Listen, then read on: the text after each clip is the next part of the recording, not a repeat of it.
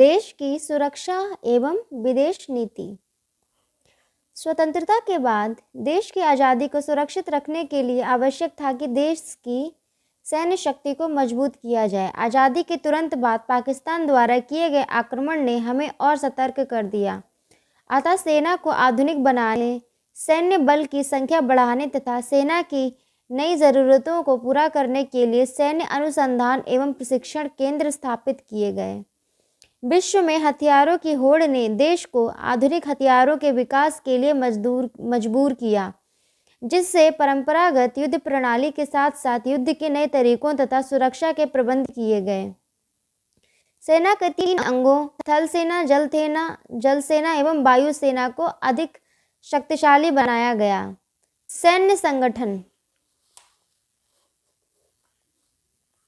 भारतीय सेना का सर्वोच्च सेनापति कमांडर राष्ट्रपति है, किंतु देश की वास्तविक सुरक्षा का दायित्व मंत्रिमंडल पर होता है। मंत्रिमंडल की ओर से रक्षा संबंधी मामलों पर विचार विमर्श करने के लिए एक उच्च स्तरीय समिति है, जिसका अध्यक्ष प्रधानमंत्री होता है। रक्षा मंत्री और रक्षा मंत्रालय इसके कार्य का संचालन करता है और सेना के तीनों अंगों के कार्यों की निगरानी रखता है। आपने गणतंत्र दिवस के अवसर पर टेलीविजन में सेना के तीनों अंगों यथा जल सेना, थल सेना एवं वायु सेना को मार्च पास्ट करते देखा होगा। आइए अपने देश की सेनाओं को जानें। हमारी सेनाएं, सभी का मुख्यालय दिल्ली में है। तो 3 सेनाएं हैं, जल,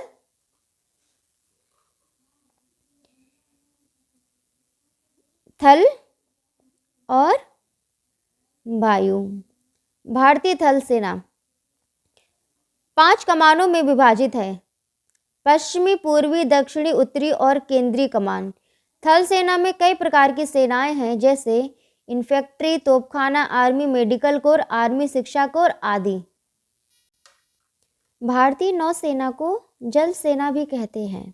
यह 3 कमानों में विभाजित है: पश्चिमी कमान, पूर्वी कमान और दक्षिणी कमान। नौसेना के भारत में 2 बेड़े हैं, पूर्वी बेड़ा और पश्चिमी बेड़ा। भारतीय वायुसेना में इस समय 4 कमानें हैं: पश्चिमी वायु कमान, पूर्वी वायु कमान, प्रशिक्षण कमान और रख रखाव कमान। प्रशिक्षण कमान और रख रखाव कमान, इन्हें जानिए। थल सेनाध्यक्ष को जनरल कहते हैं, नौसेनाध्यक्ष को एडमिरल कहते हैं, वायु सेनाध्यक्ष को एयर चीफ मार्शल कहते हैं। इन सशस्त्र सेनाओं में भारत का कोई भी नागरिक भर्ती हो सकता है। महिलाओं को भी अल्प सेवा कमीशन, शॉर्ट सर्विस कमीशन में भर्ती किया जाता है। जिन शाखाओं में महिलाओं की भर्ती की जा सकती है, उनमें से कुछ इस प्रकार हैं: थल सेना की सिग्नल सेवा कोर, इंजीनियर्स शिक्षा कोर, आयुध कोर तथा गुप्तचर शाखा में। नौसेना की सभी शाखाओं में। वायुसेना की उड़ान, वैमानिकी, इंजीनियरिंग, शिक्षा, प्रशासन, लेखा तथा मौसम विभाग में। यह है टैंक थल सेना का, और ये लड़ाकू जलपोत है जल सेना का, और वायुसेना का ये लड़ाकू जहाज है। सेना में भर्ती होने के लिए पहले एक चयन परीक्षा ली जाती है। इसमें उत्तीर्ण होने पर उनको प्रशिक्षित किया जाता है। सैन्य प्रशिक्षण के लिए देश में अनेक प्रशिक्षण संस्थान हैं, जिनमें से नेशनल डिफेंस अकादमी, इंडियन मिलिट्री अकादमी, ऑफिसर्स ट्रेनिंग अकादमी और नेशनल डिफेंस कॉलेज मुख्य हैं। आधुनिक युग में नए अस्त्र शस्त्रों का प्रयोग होने लगा है। दूरगामी मिसाइलों तथा परमाणु बम के आविष्कारों से आक्रमणों का खतरा और भी बढ़ गया है। भारत ने भी परमाणु बम बनाने की क्षमता प्राप्त कर ली है तथा अनेक प्रकार की मिसाइलें तैयार की हैं। इनका उद्देश्य आक्रमण के समय अपने देश की रक्षा करना है। सुरक्षा संबंधी वैज्ञानिक उपकरणों के निर्माण तथा प्रक्षेपास्त्र परीक्षण में डॉक्टर APJ अब्दुल कलाम का योगदान उल्लेखनीय है। अब डॉक्टर APJ अब्दुल कलाम कौन थे, ये आपको पता ही होगा। नहीं पता है तो ये आप जानिए, किसी से पूछिए घर में या सर्च कीजिए, किताबें पढ़िए, डिक्शनरी देखिए। और ये मिसाइल है। जिस प्रकार हम अपने गांव एवं घर को सुरक्षित रखते हैं, उसी प्रकार से देश को सुरक्षित रखने की आवश्यकता पड़ती है, जिसके लिए विभिन्न प्रकार के संगठन तैयार किए गए हैं।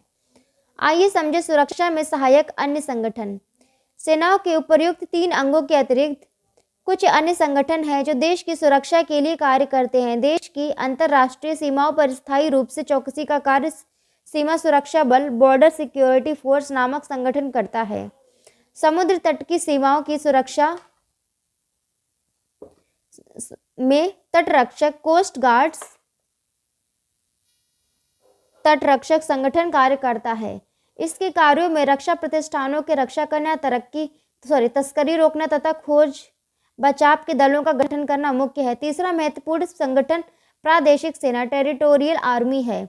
यह नागरिकों का एक संगठन है। इसमें देश की सुरक्षा में भाग लेने के इच्छुक नागरिक अपने खाली समय में सैन्य प्रशिक्षण ले सकते हैं। चौथा संगठन नेशनल कैडेट कोर एनसीसी है। इसमें बालकों के साथ साथ बालिकाओं का भी डिवीजन है। एनसीसी का प्रशिक्षण विश्वविद्यालय, स्नातक उपाधि कॉलेजों, महाविद्यालयों तथा अन्य स्कूल कॉलेजों में दिया जाता है। इसी प्रकार उच्च प्राथमिक विद्यालयों में स्काउट्स एवं गाइड के प्रशिक्षण की व्यवस्था है। केंद्रीय औद्योगिक सुरक्षा बल सीआईएसएफ एक अर्धसैनिक बल है जिसका मुख्य कार्य सरकारी कारखानों एवं अन्य सरकारी उपक्रमों को सुरक्षा प्रदान करना है। इसके अतिरिक्त देश की आंतरिक सुरक्षा, विशिष्ट लोगों की सुरक्षा, परमाणु संस्थान, ऐतिहासिक धरोहरों आदि की भी सुरक्षा करता है। केंद्रीय रिजर्व पुलिस बल सीआरपीएफ भारत के केंद्रीय सशस्त्र पुलिस बलों में से सबसे बड़ा है।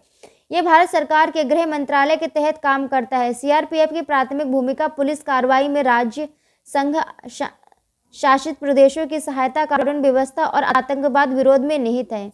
रैपिड एक्शन फोर्स आरएएफ केंद्रीय रिजर्व पुलिस बल की एक शाखा है जो दंगों एवं भीड़ को नियंत्रित करती है।